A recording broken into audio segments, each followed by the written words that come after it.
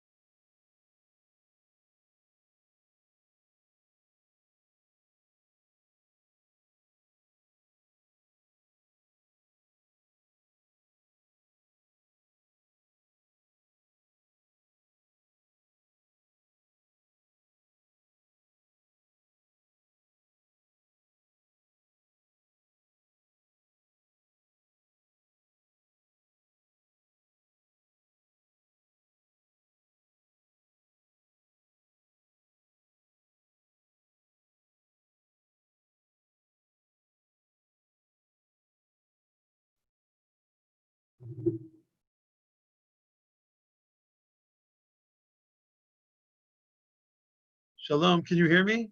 Yeah, I can hear you. Okay, Baruch Hashem, what an honor. What an honor to speak to you. It's good to Shalom speak to you Aleichem. too. Shalom Aleichem, Shalom Aleichem. It's a great delight. Shalom. Shalom, Rebbe. How are you? Welcome. Welcome. I have to see you. Honestly. Whatever level before is much a high level this moment. Thank you. Well, you know that all the people here have this beautiful smiles. This is like Baruch Hashem. You should be blessed. Look at this smiling faces.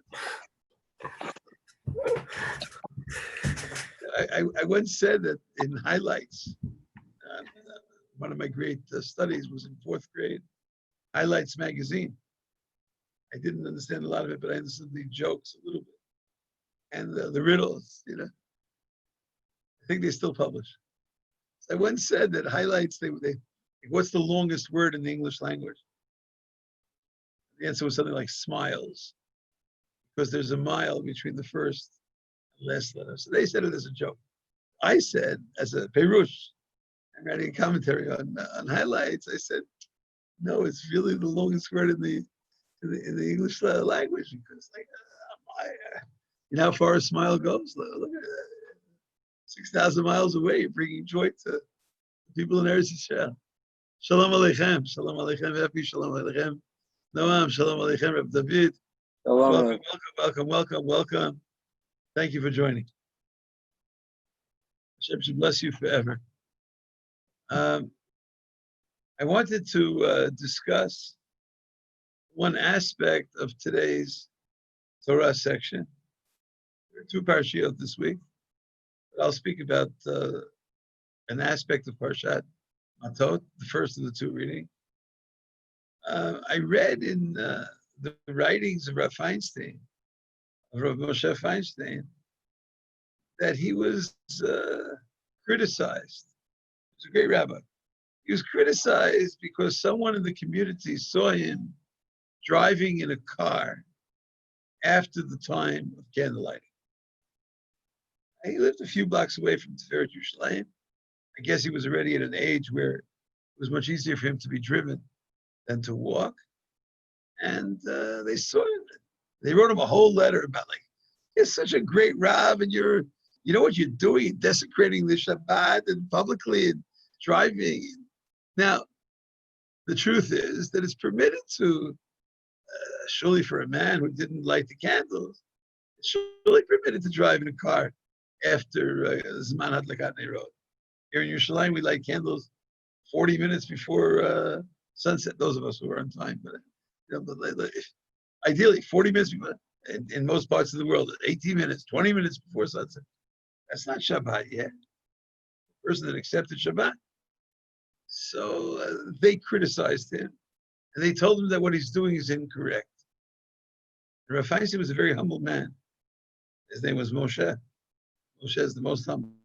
Maybe the way to get to be the chief rabbi of the world is you need the power of humility. So he wrote them back. He said something like, "You're allowed to do this. I mean, do I have to worry about people who will see me doing something which is permitted to me? If they think I'm doing something which is wrong, okay, but I'm not. It's their misconception, not of me. They're just ignorant, you know."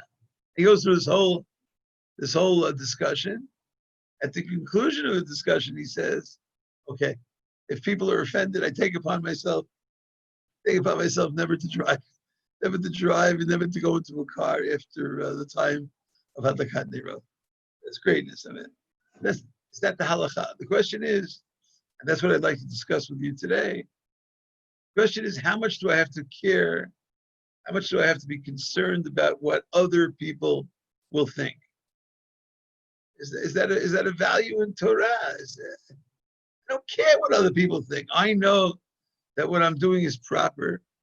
I know that what I'm doing is righteous, and let them think whatever they want, you know. And in our tradition, for instance, in Masechet Shekalim is one of the main sources for the teachings that we're studying together today. Masechet Shekalim, and there are all kinds of laws about how you're supposed to be dressed. What kind of clothes should you wear, or can you wear when you're going to empty out the tzedakah boxes, the truma donations in the sanctuary? If you walk in with a garment with pockets, some people may think, hey, maybe he slipped a few shekalim into his pocket. There's a discussion in the Mishnah and the Talmud about cuffs. You know, maybe you can't wear cuffs according to certain opinions. Maybe they were very careful.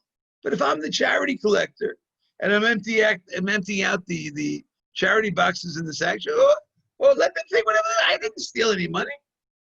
I didn't take 1 shekel from Hekdesh.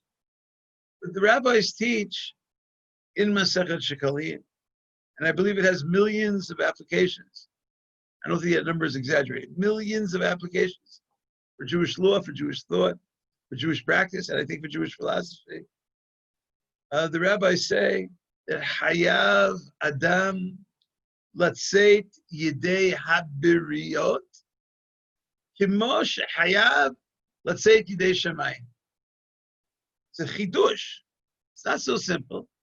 A person has to be careful that which he or she does should be proper not only in the eyes of God, but also in the eyes of people.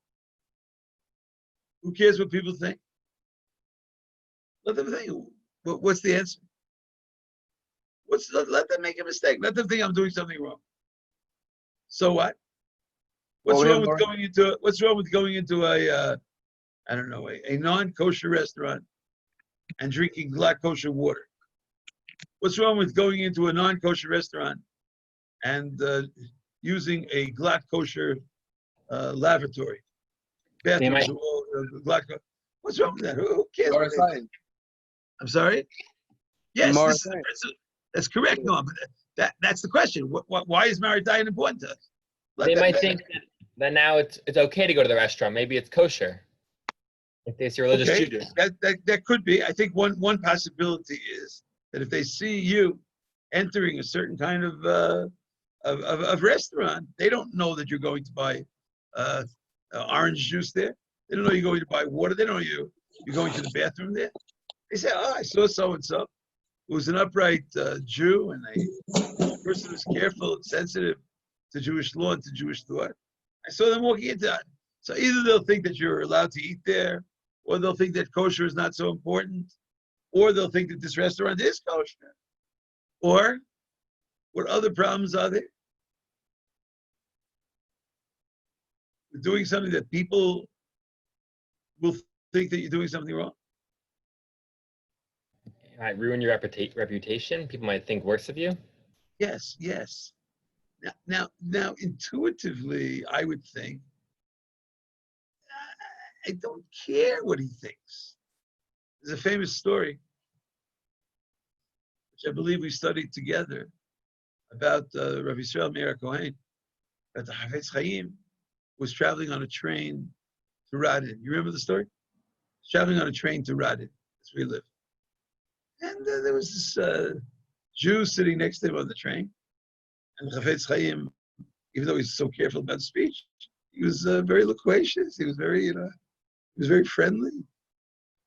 I read that he mastered certain information in many different areas so that he would be able to develop conversations, indulge people in conversation. So he said to him, so where are you going? He said to the person sitting there, I'm going to Radin. Oh, Radin? Why are you going to Radin?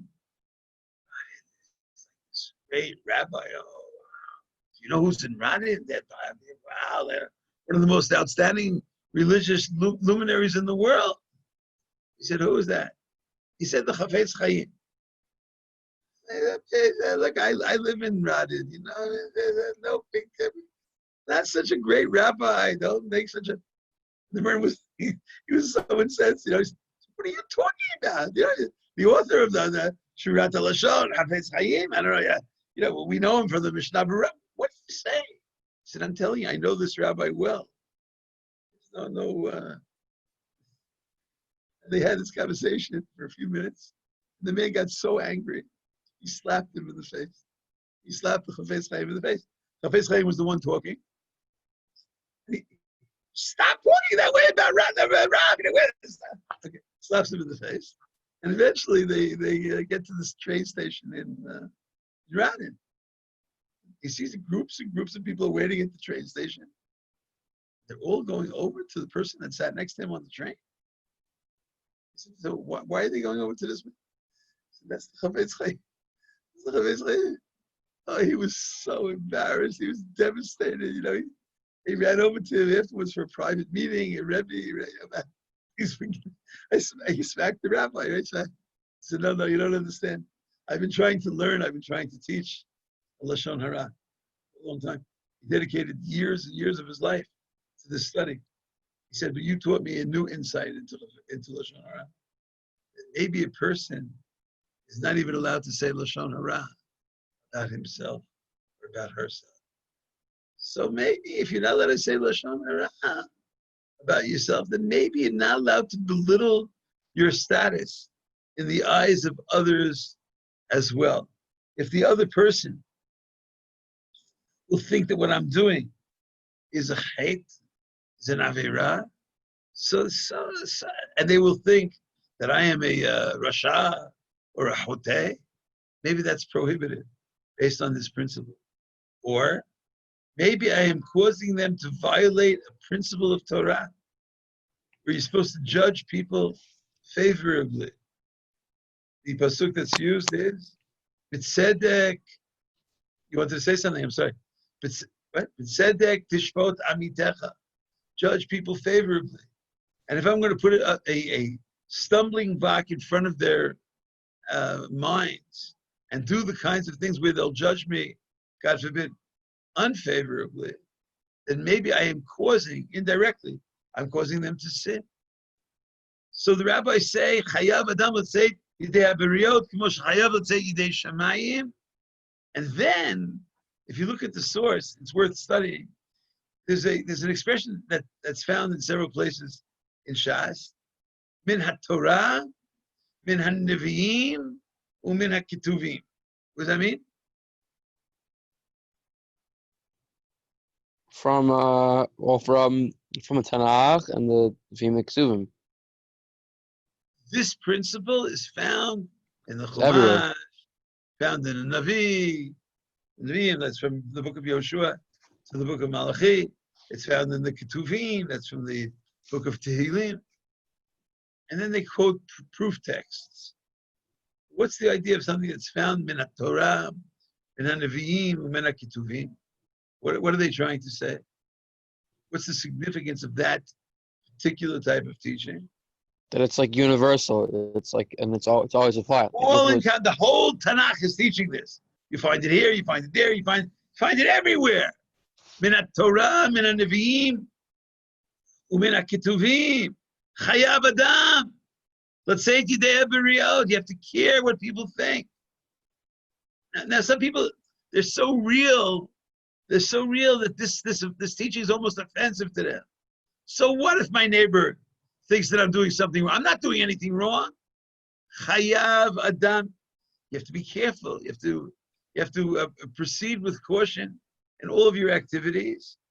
And the all-encompassing statement of Min HaTorah, Min HaNevi'im, U'Min HaKetuvim means that this is a very basic teaching of Torah Judaism. Very basic teaching. It's all over the Chumash, it's all over the Nevi'im. And they cite examples.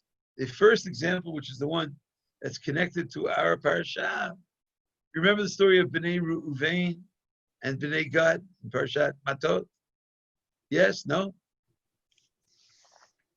Yeah, where they get the other land. Yeah, And it's strong. and maybe they want to stay on the other side. They want to stay on the other side of the Jordan. No, maybe Transjordan, East Jordan, and let the Jewish people go to Israel.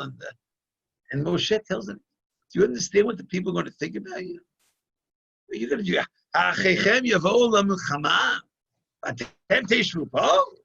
Your brothers are going to war, and you're going to stay here? Go and battle with them. Go and stay with them after they conquer the land, after they divide, then you come home." These are the 4 words of focus from our Torah section. V'hitem nikiyim.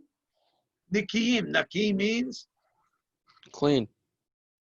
V'hitem nikiyim. Nikiyim, you have to be clean. Me Hashem. Me Yisrael. But also in the eyes of Yisrael. It's insufficient to just be nikiyim in the eyes of Hashem. You have to be nikiyim in the eyes of Yisrael as well. And that's what Moshe was teaching Bnei Reuven and Bnei Gad. That's what Moshe is teaching us. That's what the Torah is teaching us. And we have to figure out a way in our lives where even if what we're doing is proper in the eyes of Hashem, but it's not necessarily understood that way in the eyes of Yisrael, then that's a violation of a principle that we're learning in Parashat HaShavua. We have another sense, one of the other proof texts that they quote, is the one that we paraphrase in Berchat HaMazon. We say it with a nun, we say, Vin nimtza chen. What's the other pasuk?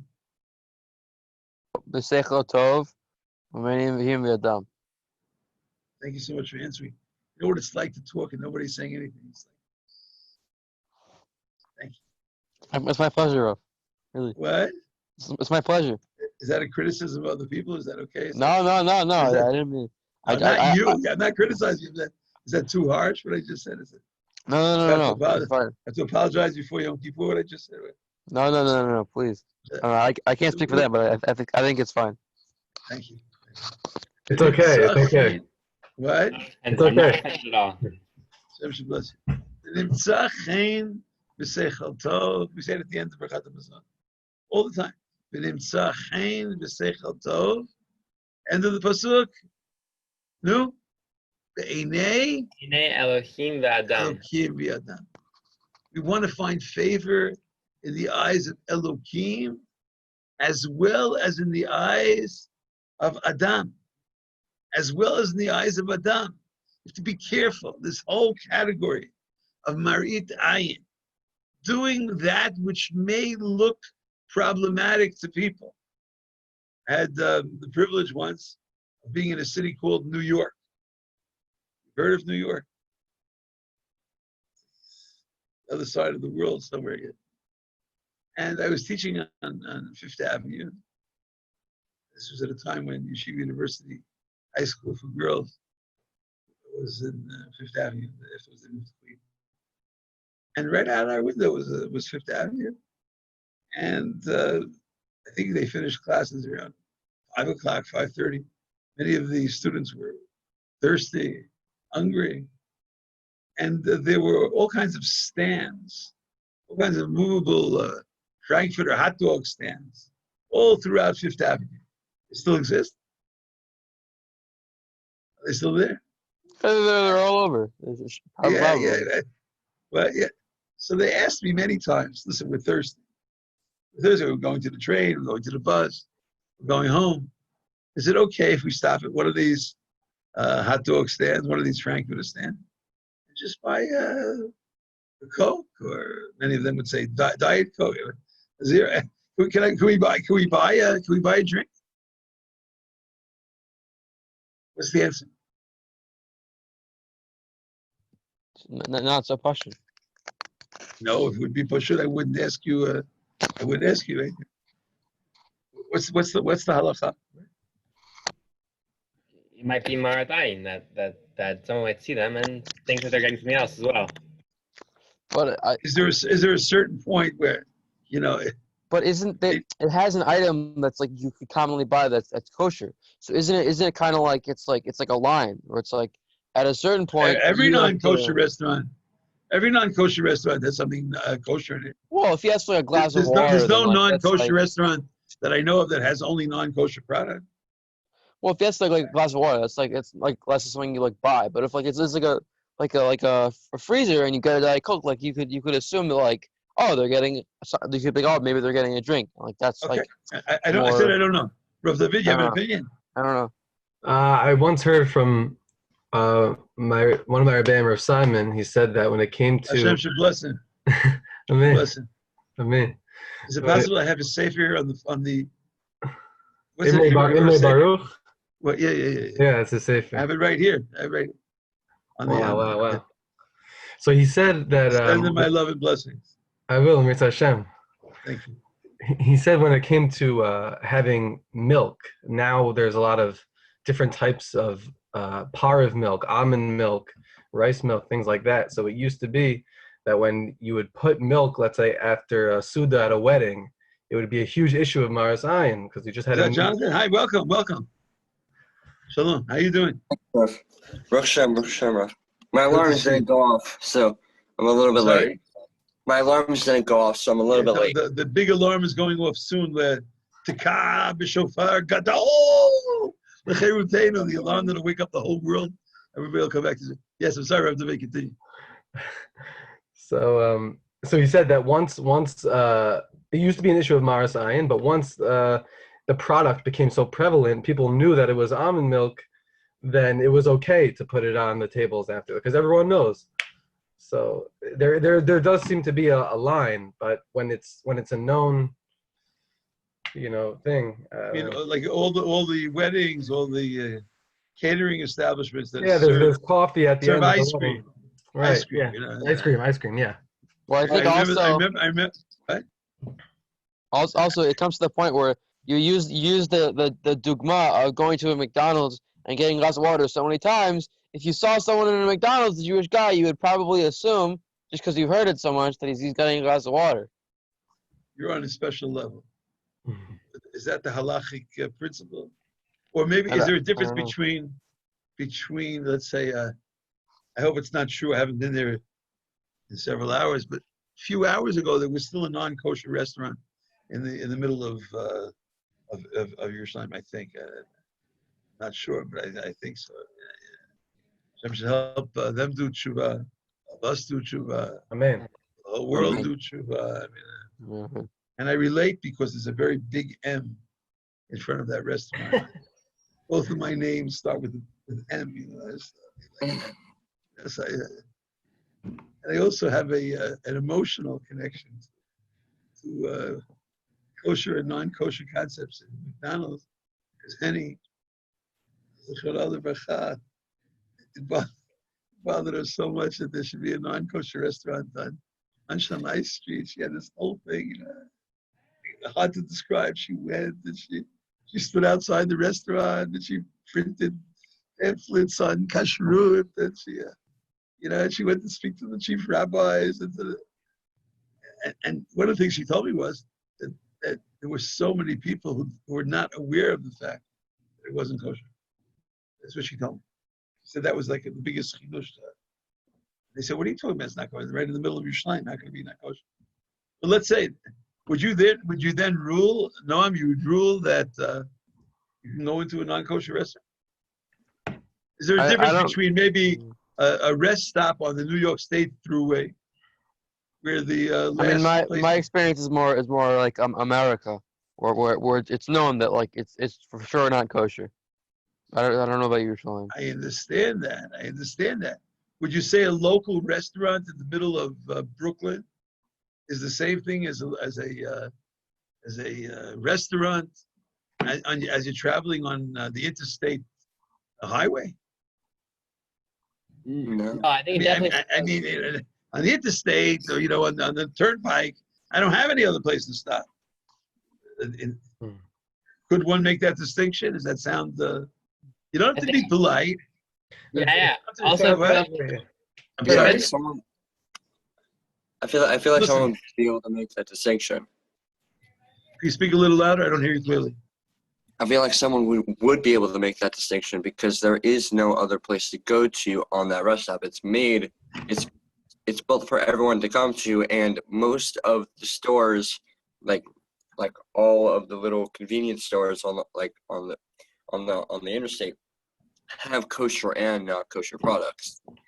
And because they're just little stores, and that you're able to pop in, get some food, and then continue going. But if you're talking about a store in the middle of a city when there are other options, and you know that some are kosher and some are not. Noam, you don't agree?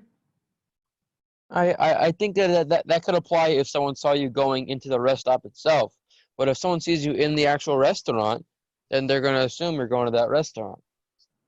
Yeah, but I'm going. There's a bathroom in the restaurant. There are drinks in the bed. It's not the same thing, I think. Yeah. I think it's very circumstantial. Like, for example, if you were to bring your whole family and sit down in like a McDonald's and drink water, I think that's inappropriate. But to go into like a very fancy like fish food restaurant with a suit on, it's clear you're going to a business meeting. So I think the same is true with the interstate. That it's clear that many people that go to such meetings eat non-kosher, or they eat. I don't want to say lashon hara. I take it back. Many of them maybe. Salad or whatever. Because I don't know, it's salad may be it's less not kosher. Whatever it is. God bless all the vegans in the world. Amen. Henny used to say that. Henny used to cook a vegetarian cuisine almost every week, like a soup that's parav and cholent that's parav. We had, Baruch Hashem, over the years, I think hundreds and hundreds of vegetarians in the house. And Henny said, wow, this is so holy. Because if someone is really a vegetarian, I'm not saying that you can just eat any vegetarian product, but how non-kosher could they be? I mean, maybe the utensils. They're really not going to eat anything which perhaps has some kind of animal derivative. And they're not going to eat anything with any kind of bug. So she said, maybe HaKadosh Baruch Hu brought such a popular connection to this concept to help those people who are not yet willing to commit to kashrut. So maybe they're inadvertently connecting to certain levels of kashrut. So I don't know. I know that there's such a principle. I think that, listen, we just had Shiva Asar B'Tammuz. And I have two students. Hashem should bless them. Two of my teachers. Let's say they weren't feeling so well. That Shiva Asar B'Tammuz is a fast day. The last Shiva Asar B'Tammuz that is a fast day just was B'ezrat Hashem. By next year it'll be a holiday. Amen. So let's say, and they're walking in the streets with ice cream cones, in the middle of the afternoon on a fast day. So let's even say they're not feeling well, right? And let's say they're very thirsty, and let's say they're almost dehydrated. Walk in the street. I mean, go in the house, and eat the ice cream. I don't know if you're supposed to eat ice cream anyway. Maybe if you have a special prescription for ice cream, maybe the doctor told you that that's really what you need to keep your health. But it seems to me to be very poor taste. Very poor taste. Yitem nikiyim meHashem u'miYisrael. People misunderstand what you're doing. They'll think. Now there are communities where girls do not fast. Are you familiar with that? Yes, there's certain Hasidic communities. I guess maybe they're from those Hasidic communities, although this may be their only connection to the Hasidic world. You know? This is their only Hasidic expression. But there are certain Hasidic communities where women don't fast except for Tisha B'Av and Yom Kippur. I guess they want to make sure that they maintain levels of good health and strength. V'yitem nekiyim me'Hashem Yisrael. You know, we're going through these issues here in Eretz Yisrael. I hope that it's not affecting you, but the whole thing about certain people walking around without masks. You all walk. What's going on in your cities? You all wearing masks? No, not everyone. Not everyone in LA. Most people are, but there's a good group of people that are refusing to wear masks. I don't know, you know. So At least when people go to Minyan, they wear let's masks. even say you have a reason why you're doing it, right? One of my daughters, Hashem should bless all of them. Bless Mitzvah. Bless everyone. Amen. One of my daughters had a certain issue with the asthma. Nothing serious, and at one point they said anybody with asthma doesn't have to walk around with a mask. I think they changed the rule. But you see somebody else seeing her. I said maybe you should wear your mask at least, at least around your neck. Like you're not wearing it to cover your. People think you don't care, and there are so many people. This is something which is haunting. There are so many people who are always looking for something in the community of those who are externally seen as religious models. And I would say that whatever we're learning about V'yitem Nekiyim Hashem Yisrael is true for everyone. When people are looking up to you, they're looking up to you. I remember many years ago traveling on a bus in Brooklyn. I was traveling home from Yeshiva Torah with that. And one of the stops, a whole group of yeshiva students got on the bus. They were, I don't know, 12-year-olds, something like that, 11-year-olds. 20 of them got on the bus. And they didn't do anything improper, but it was 12-year-old students getting on a bus after a whole day of classes. So they were talking and maybe kidding. And there were these two women sitting, I was holding on to one of the straps, two women sitting right in front of me. Oh, look at that! Look how disgusting these boys are. Look at that! Like these are religious. Yeah, look at these religious. They didn't do anything. They were maybe a little loud. 12-year-olds together. And the other one said, "Yeah, you're right. Look at these terrible."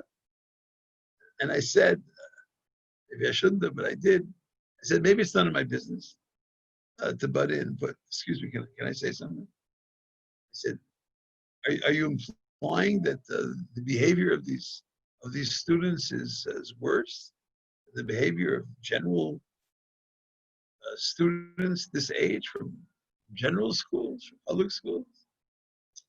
She said, look, but they're religious.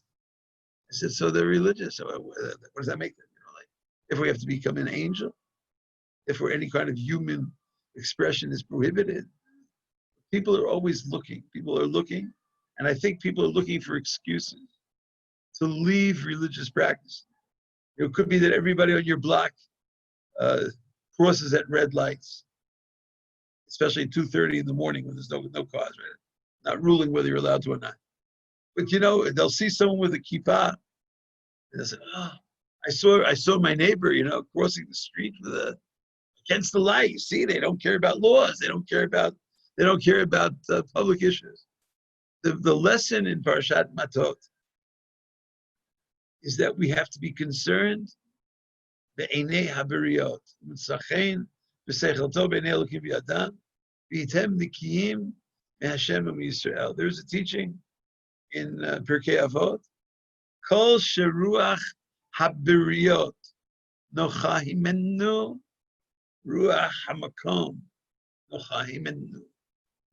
Kol she'ein ruach haberiyot nochahimenu Ein ruach hamakom nochaim mena. If people look down at you, if people think that what you're doing is improper, is immoral, is unethical, if people look at you, I mean, the rabbis talk about how important it is to be dressed, and they tell me the chacham that has a revav. Every that Gemara has very, very harsh words in the Gemara. Every time I read it, I tell me the chacham that has a revav al begadav. He walks around with stains on his clothes. I can't even say the words. Maybe you can't hear me so far away. Chayav mitah. Kol misanai havu mavet. Al tikri misanai masniai. Chayav mitah. Whatever chayav mitah means. Let's even say it's an exaggerated language. And people are looking. Okay, but everybody's walking around. I just came home from the gym and I didn't have time to change my shirt, and a big deal, Let's say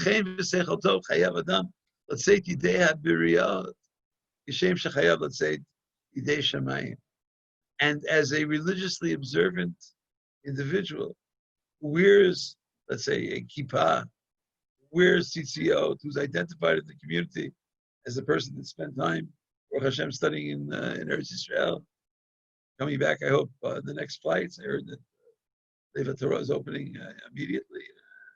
So I assume you'll all be back. Is that correct? They told me today, Rosh Chodesh Av, maybe only in a few more days. They're getting ready soon. Yeah, and that some people can fly in later, and some people. So some people can fly and get there by Rosh Chodesh Av, and some people have to wait until about mid-August to get back. Whatever it is, So maybe a person has to be ever so sensitive wherever they go. Wherever they go, you have to be careful. Now, I grew up in the house of a rabbi. My father, blessed memory, was a rabbi. I was the son of a rabbi. And there was a time in my life where like anything I would do, oh, look at the rabbi's son, look at the rabbi. And even if everybody else was doing the same thing, look at the rabbi's son, look at the rabbi's son. So in a certain sense, I guess we're all the rabbi's sons. In a certain sense, we're all the sons of Banim Atem LaHashem Elokechem. You're children of God, and each person is charged in the charge of Parashat Matot. When you have to make a decision, when you have to take an action, don't only think, is this permitted or prohibited in the eyes of God? But how will this be perceived in the eyes of people? Let's say you want to, follow a certain standard of kashrut. It's beautiful. It's beautiful. But let's say in your pursuit of trying to start a lifetime of observing a certain level, maybe people will think that you're just disconnected from the whole community.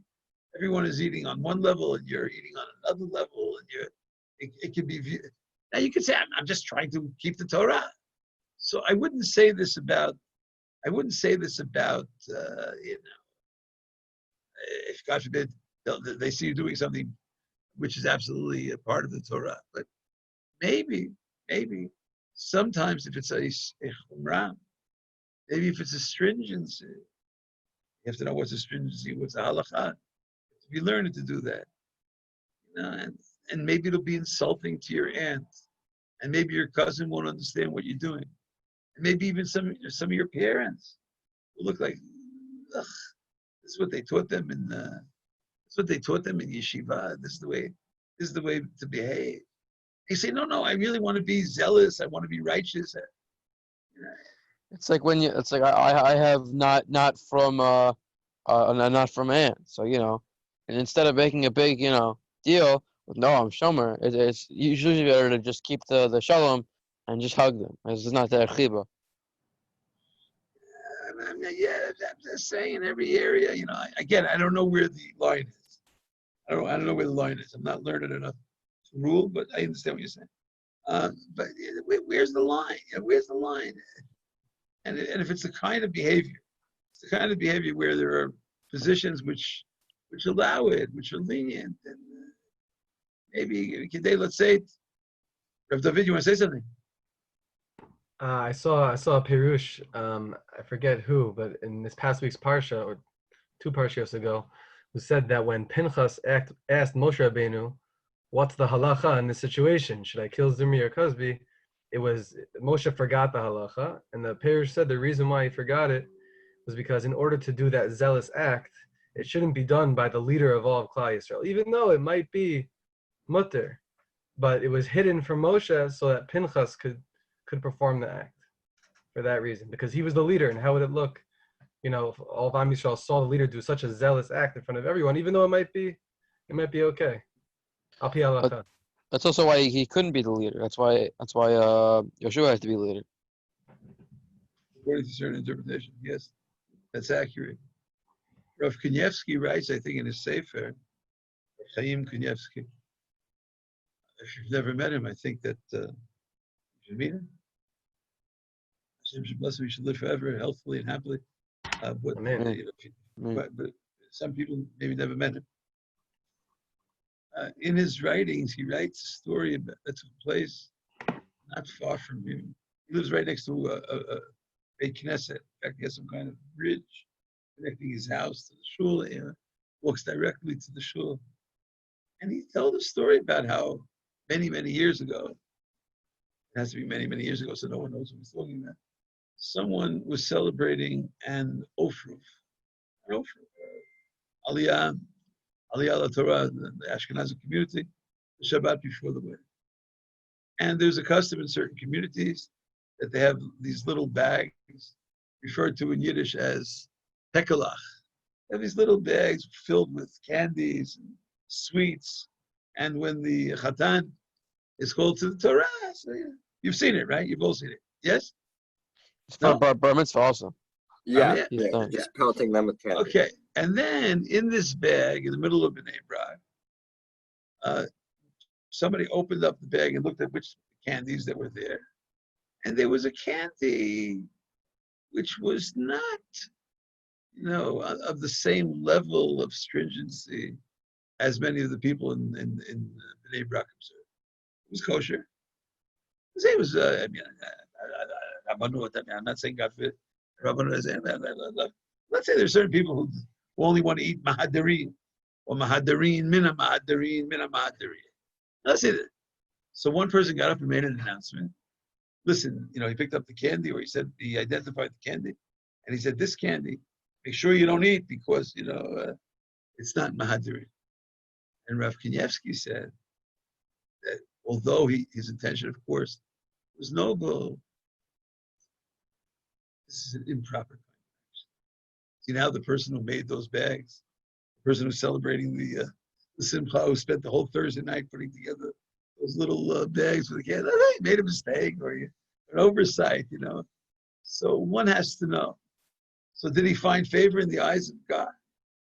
Maybe he's trying to find favor in the eyes of God. But v'hitem nikim Hashem Israel. It would seem that these words should go with us wherever we are, whatever we're doing. If we're studying, if we're working, if we're in a yeshiva, if we're in a university, if we're at a summer job, and a permanent job, we're walking through our community.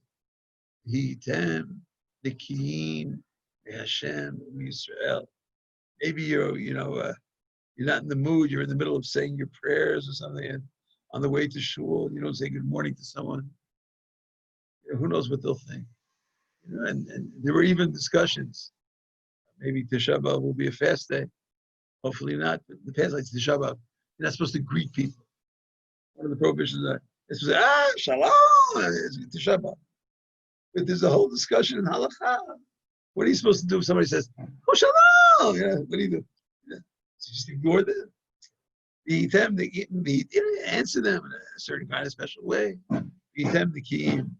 Hashem Israel. May we be able to actualize this in our lives and share this value, which is one of the central points of focus. Torah, Nevi'im, Ketuvim, in Parshat Matot, which teaches us, Hashem Israel. Shalom Bracha. Somebody want to say something? Right. I can add in something. Is that can everyone hear?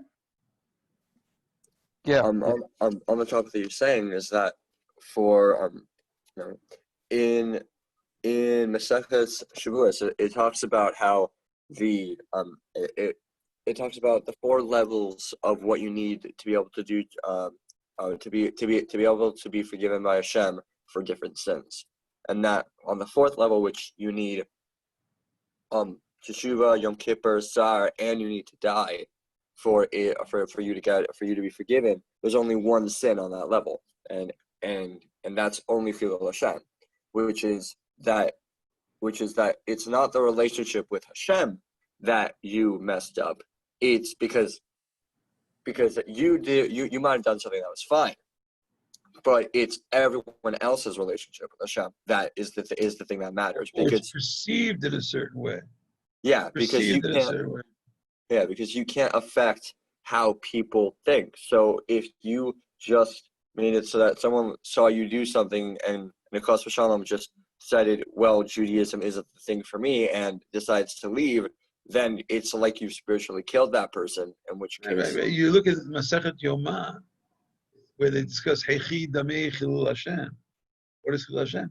And it seems that for certain people, even activities which other people would, it's well accepted, but for certain people, if they'll see them doing something or not doing something, they may conclude an improper conclusion. I once met someone who told me they can't concentrate.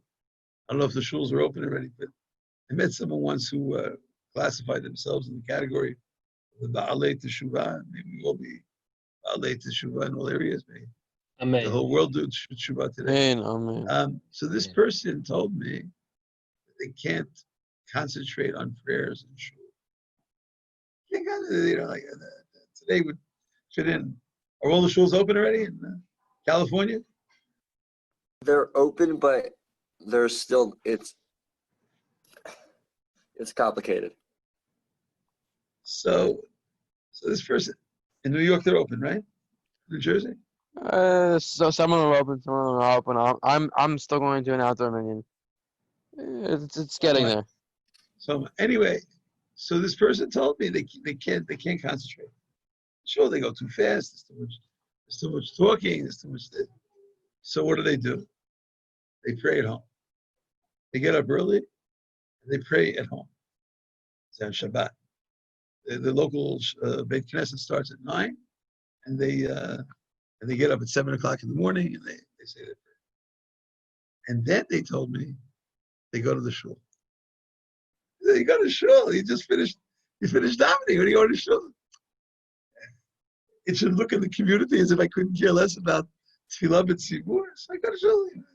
I daven at home and then I go to shul. Ve'idem nekiim me'Hashem u'miYisrael.